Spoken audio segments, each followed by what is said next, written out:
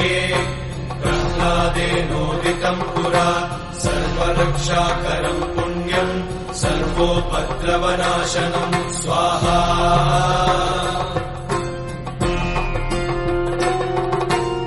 सर्वसम्पत्करम् चैव स्वर्गमोक्षप्रदायकम् ध्यात्वा नृसिंहम् देवेशम् हेमसिंहासनस्थितम् स्वाहा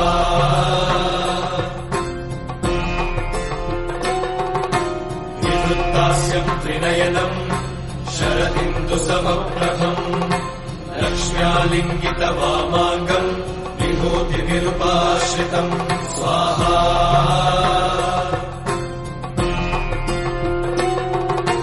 चतुर्भुजम् कोमलाङ्गम् स्वर्णकुण्डलशोभितम् श्रिया सुशोभितोरस्कम् रत्नकेयूरमुद्रितम् स्वाहा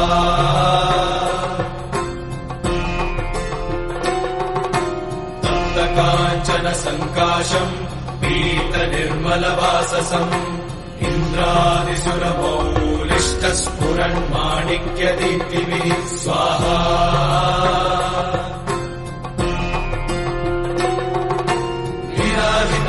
पदद्वन्द्वम् शङ्खचक्रादिहेतिभिः गरुत्मता च विनयात् स्तूयमानम् मुदान्वितम् स्वाहा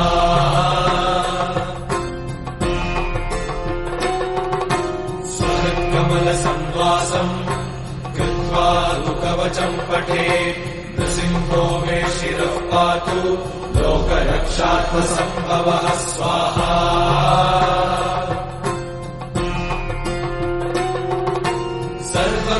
सर्वगोपिस्तम्भवासः फालम् मे रक्षतु ध्वनिम् नृसिंहो मे दृशौ पातु सोमसूर्याग्निलोचनः स्वाहा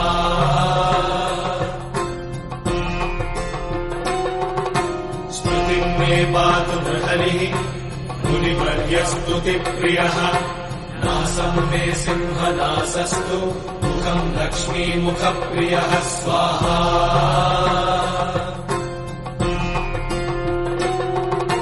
सर्वविद्याधिपः पातु नृसिंहो रसना मम वक्त्रम् पात्विन्दुवदनम् सदा प्रह्लादवन्दितः स्वाहा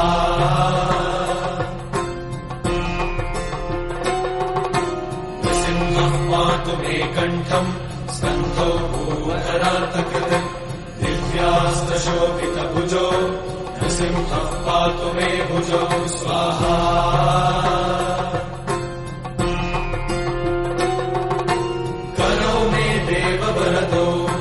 नृसिंहः पातु सर्वतः हृदयम् योगिसाध्यश्च निवासम् पातु मे हरिः स्वाहा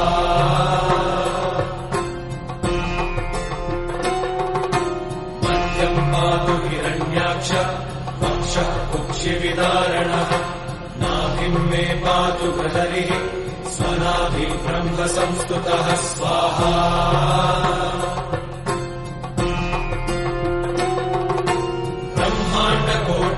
कट्याम् यस्यासौ पातु मे कटिम् गुह्यम् मे पातु गुह्यानाम् मन्त्राणाम् गुह्यरूपतिः स्वाहा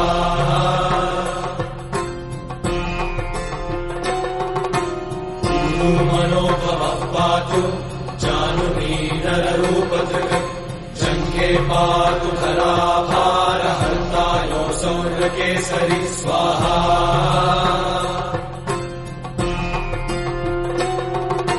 सुरराज्यप्रदः पातु पादौ मे गृहरीश्वरः सहस्रशीर्षा पुरुषः पातु मे सर्वशस्तनम् स्वाहा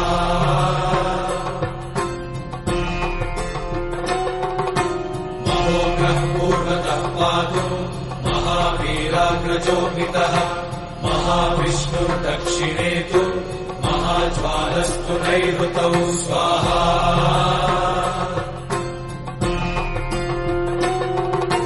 पश्चिमे पातु सर्वेषु दिशि मे सर्वतोमुखः नृसिंहः पातु वायव्याम् सौम्याम् भीषणविग्रहः स्वाहा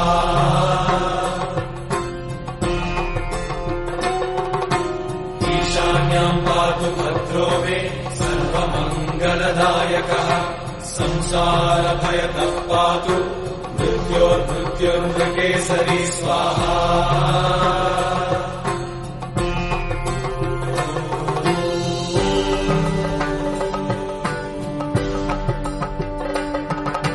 गर्जन्तम् गर्जयन्तम् निजभुजपटलम् स्फोटयन्तम् हरन्तम्।